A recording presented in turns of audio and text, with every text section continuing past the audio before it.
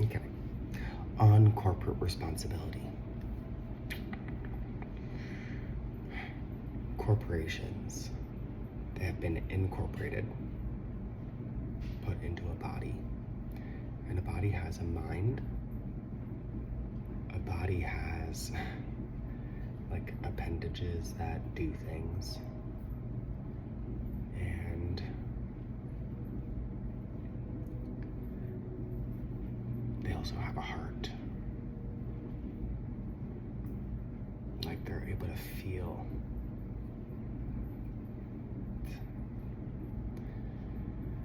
And the building itself and the people who kind of do the policies from a distance, and they manage things at like the national, international level.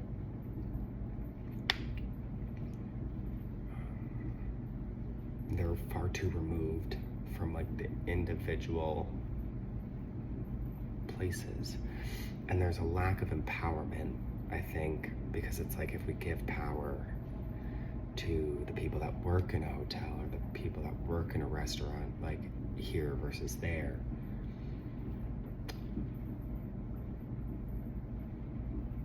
then we have like variation, and then people have inconsistent experiences, and that can be uncomfortable. And we've mistaken comfort with happiness, I think, in this country we have.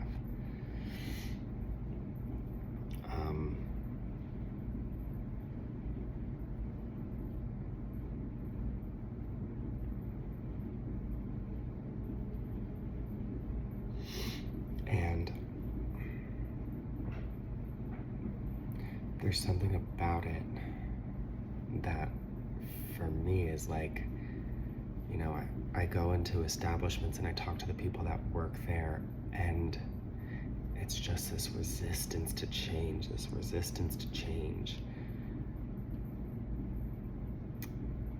And maybe there's another way to kind of get this point across, which is like, are you at peace? Do you feel free right now? Behind the counter or whatever.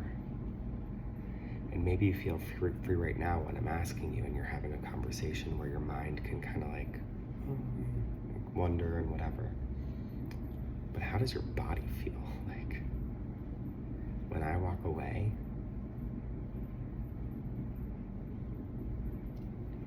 how does this feel about what you're doing? Because if it says, oh, well, this is just the best I can do, is it? I used to think so too. I used to think that sitting at a desk, and I would often cry.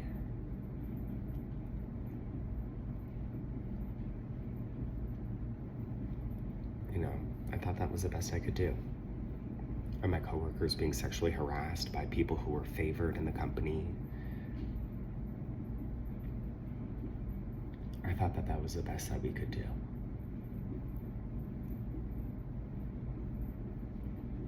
And then I left the company and I decided I can do better for myself. And the people who were making it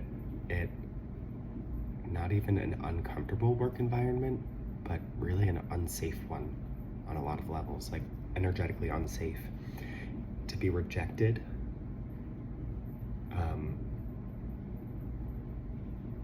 while making sexual advances, and then like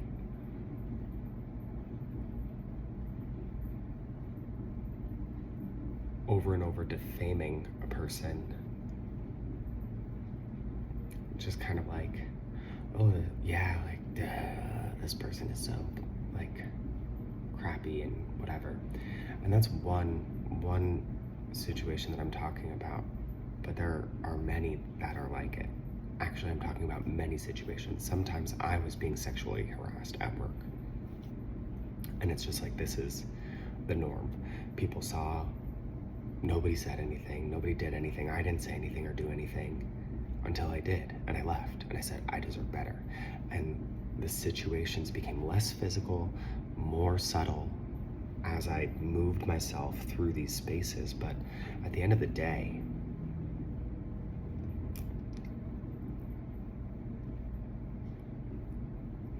you know, it still hits, for me, a certain amount of ick.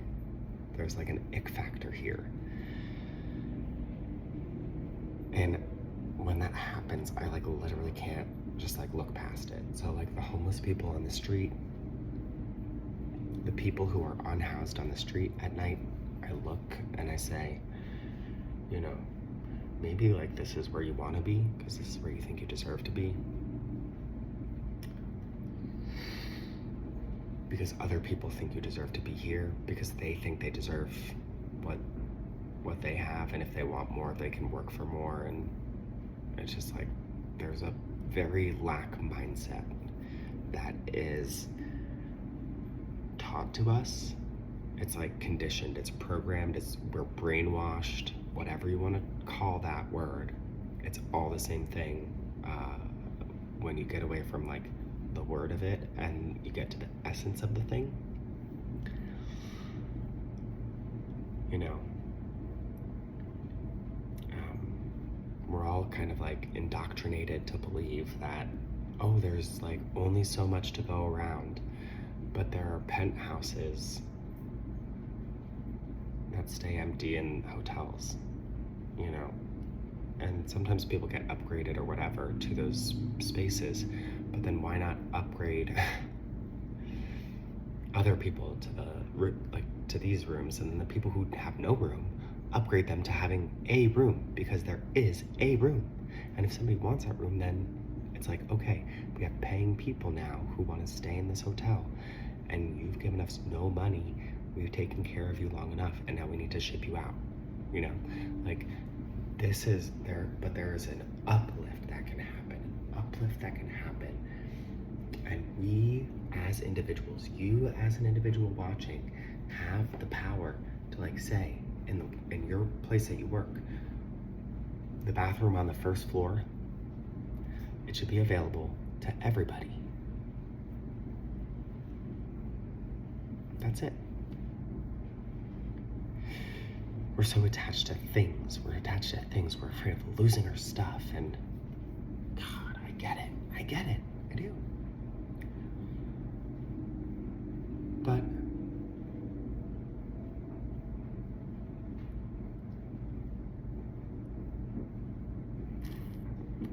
I don't know. If I could, I would live in the library. That's the only reason that I have so many freaking books here, is because like I want to be surrounded by hundreds of them, but I can't live in the library. That's like not acceptable based on society's standards. But if I could live in the library, then somebody could and organize the books for free overnight. Wake up at 2 in the morning, 3 in the morning, inspired to move some books where they belong, and I would just do it, and it would save somebody some time the next day.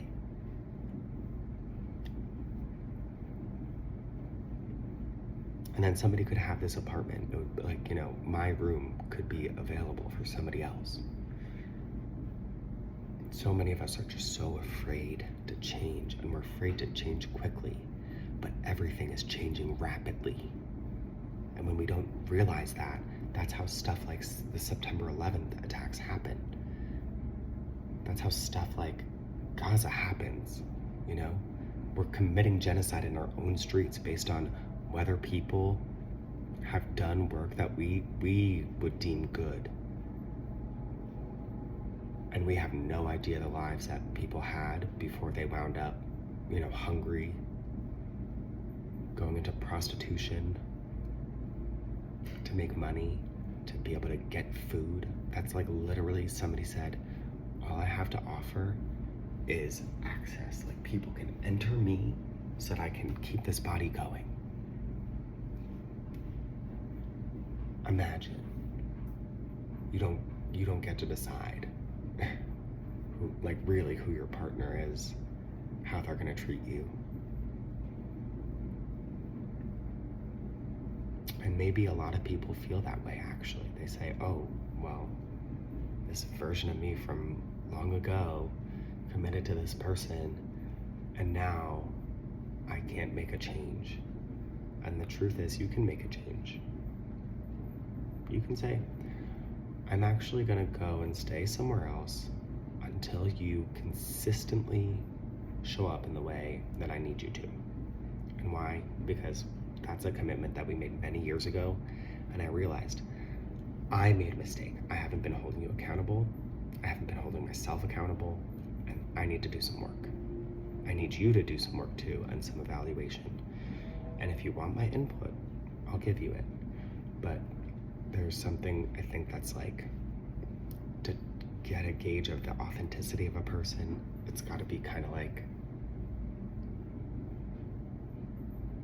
3 days, tell me what you come up with.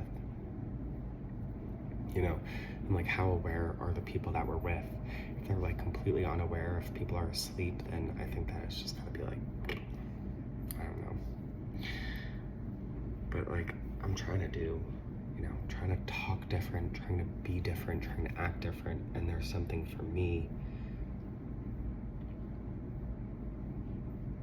that's like, I would have these conversations with people in my life who were close to me, and I think they were too close, you know, where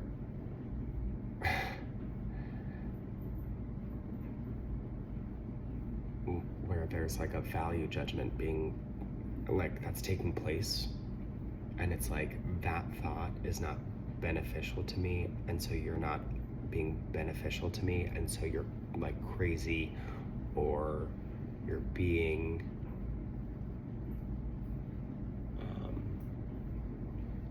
like, this is people talking to me and just working through my own thoughts, because I need to incorporate these lessons. But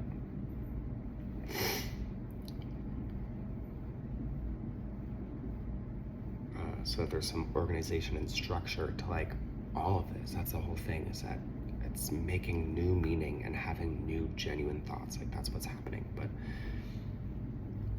there's something where, like, you know, people who have spent a lot of time with me, I don't hide my pressure points, you know, and many of us try, but the pressure points, there are like not that many of them.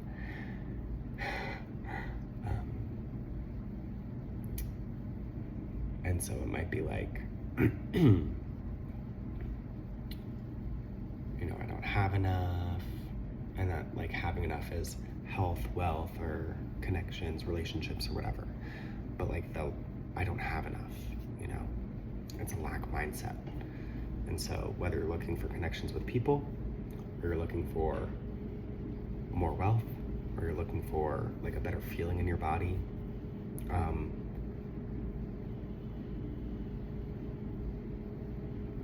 I'm sure that there are like ways to press on that, and to be like, you know, to increase in somebody who feels like they don't have enough, to be like, you know, I helped get you this job, and without me, blah, blah, blah, blah, blah. Or like, I helped to make a list of things so that you could find your passion because you don't have enough ideas without me. Like, this kind of stuff.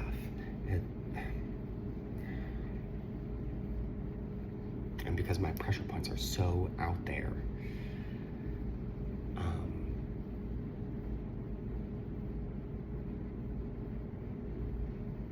yeah, I think that people who are close to me could very easily say, for example, you think you know everything. That hits two things at once: the intellect wound and the compassion. It's saying, you're not compassionate because you are putting all of these labels on me that are unfair. Fine. You're not a hypocrite. And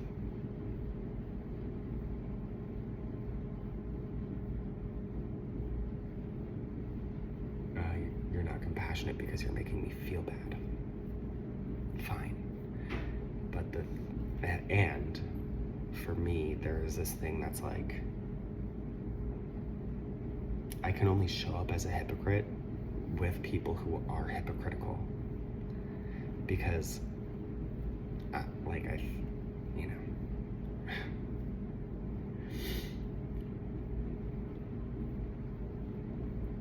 when I'm with people who are just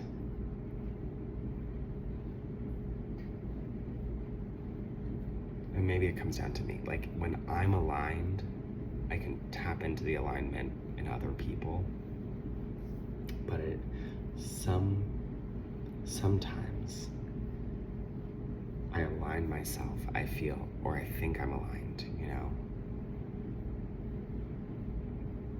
But there are other people who feel like they're like, you know, they're like this. And so I come like this. And as soon as that recognition happens that I'm like this, they say, I need to make you like this, because this is the way that I've been, and I refuse to change. And so I get bent out of shape, and then all of a sudden, there I go, and they say, look, you're the hypocrite. But, like, what pulled me from here, I wasn't paying attention to my breath.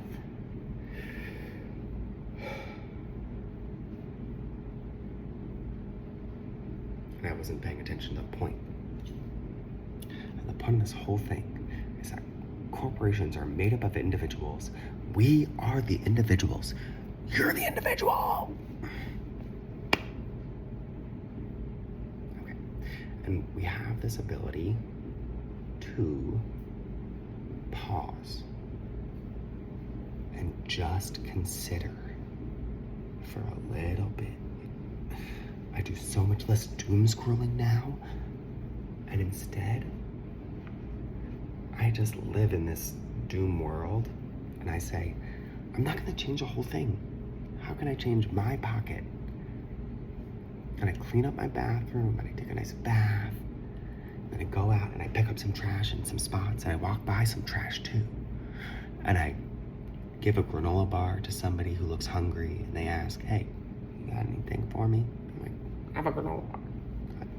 Thanks. You know? And then sometimes I ask, is there something I can help you with? And that's where things get crazy.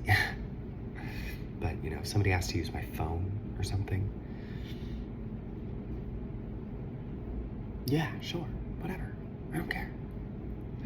And then, I don't know, there's just like, and I go and I stop and I get something to eat on my way home, or I get home and I make myself something to eat there, you know. And I'm not trying to change like the world, and I'm not trying to change everyone, but there are people who are gonna resonate with this. And if you're that person, and if you're watching this video and you've watched to the end, then you are my chosen ones, like you're my people. Like, will you join me in recognizing that, you know, we are the water that we drink, we are the vegetables that we pluck out of the earth and put into our bodies, we are the animals that we slaughter en masse so we could have a little protein. We are that. We are that anxiety, that last gasp of air. We're the rocks on the ground. I learned that rocks, they're like bacteria or mosses or whatever. They like leach the stuff in rocks and turn it into soil. We're rocks. We are solid. We're the sunlight, you know? And we can change as needed to be whatever this world needs of us.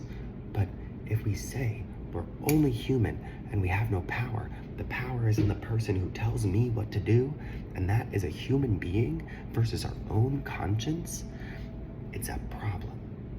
So we need to like take back power of the breath, take back the power of our attention, take back the power of our posture.